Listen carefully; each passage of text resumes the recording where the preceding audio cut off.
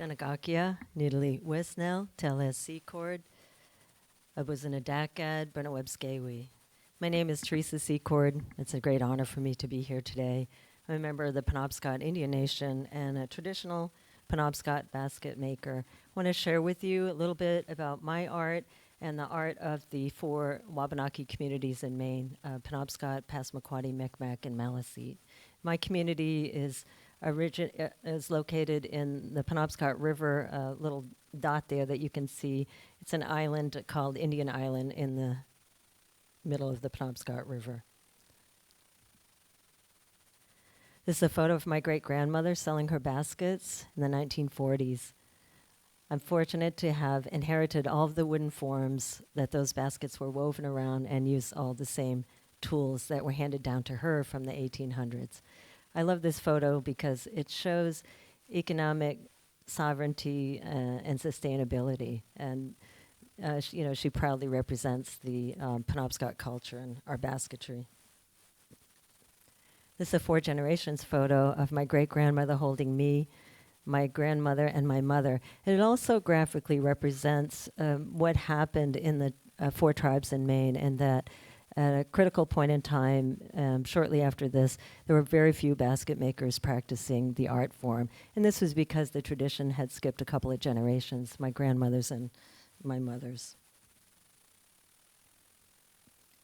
This is a photo of a basket made by Fred Thoma, who's a Maliseet board member of the Maine Indian Basket Makers Alliance. So this led to me helping to form the Maine Indian Basket Makers Alliance in 1993. When I was learning traditional basketry in the late 1980s, while I was working as a geologist for my tribe, there were very few people in my generation who were learning this ancient art form.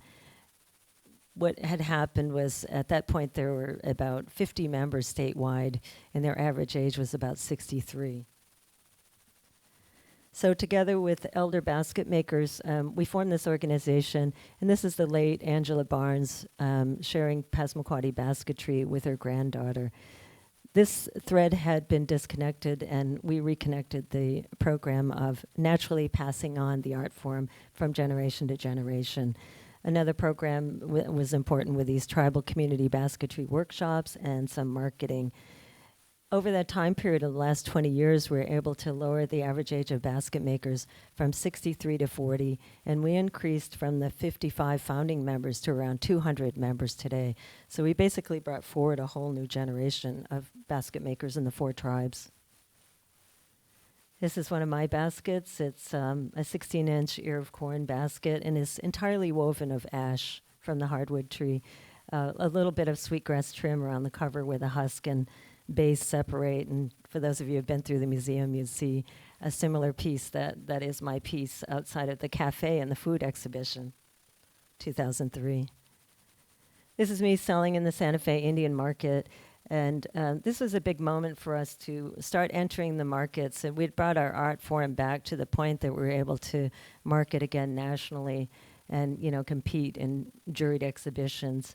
This is also a photograph of my great-great-grandfather's business card. So showing, again, this long connection to not only the making of the baskets, but also the marketing, which you'll hear me talk a lot about. This happened in 2011. A member of the Maine Indian Basket Makers Alliance, a 32-year-old, won the Best of Show at the 90th Santa Fe Indian Market. And this was the first basket to ever win the world's largest juried Native American art show. And the prize money alone there was worth $10,000. So it was a big moment for our group, for him as a young Passamaquoddy basket maker hailing from the easternmost point in the continental United States, and showed the rest of his generation, too, that, this is a worthy and valid art form to keep alive and something you could make a living at. Sadly, though, the resources are severely endangered. Many have heard about the emerald ash borer beetle. This is a ash sapling on the left, ash tree sapling. So we have a task force working on the issue of trying to keep the emerald ash borer beetle out of Maine, which don't have time to go into here, but is basically impossible. It's been spreading for the last 10 years from the Midwest, where it originated. It has killed hundreds of millions of ash trees already, and it's 30 miles from the state of Maine right now.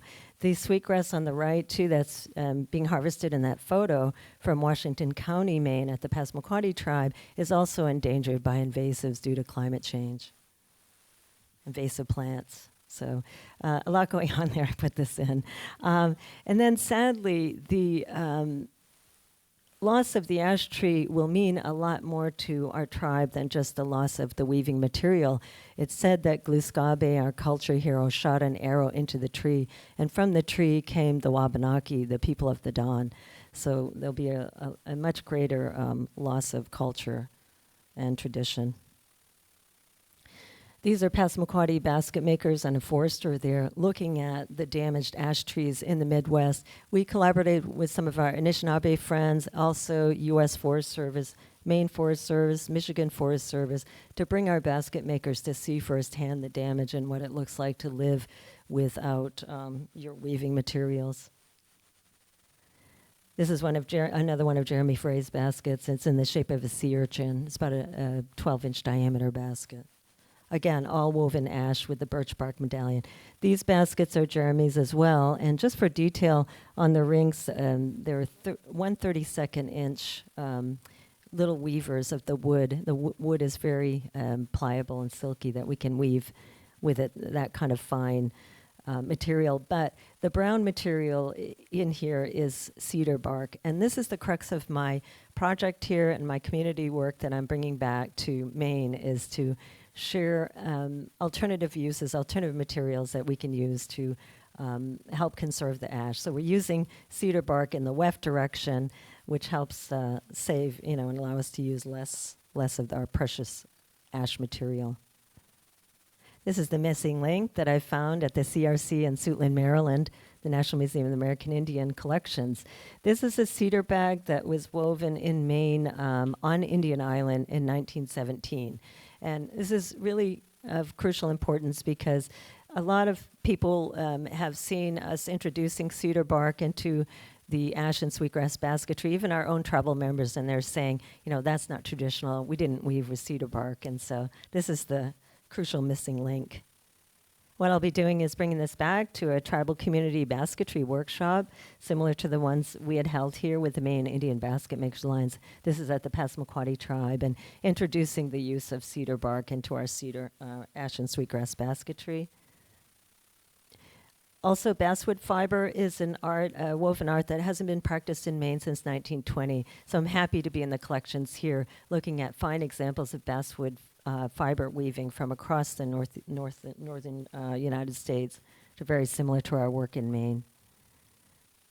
Those utilitarian baskets will be looked at, and we'll use the materials. We won't get to the point of weaving the big baskets like we've done here. Again, back to the Maine Indian Basket Makers Alliance workshops that I helped lead and sought the funding for with the ash basketry. And just wanted to point out these two photographs are 100 years apart. The basket on the left shows this curve, which is those baskets, the packed baskets of ash, have been woven for thousands of years to fit in the bow of the birch bark canoe. This is the opening of the Portland Museum of Art's Portland Biennial exhibition in Portland, Maine. It's really significant. There's my cedar bark overlay baskets in between me and the director of the art museum, who together served on the Maine Arts Commission, the state arts agency. But it's also significant because 20 years ago, when we formed the Maine Indian Basket Makers Alliance, the Portland Museum of Art considered our baskets craft being practiced by people, Native American people in the northern Maine woods. And so now we're rightly taking our place as artists. And I also thank the National Museum of American Indian for bringing this, work to the forefront and validating the importance of our art form. These are my baskets that are, some are in the biennial, also woven by my son with some of my cedar bark overlay. Thank you very much, and thanks to the National Museum of American Indian for helping me do this important work here and bringing it back to my community.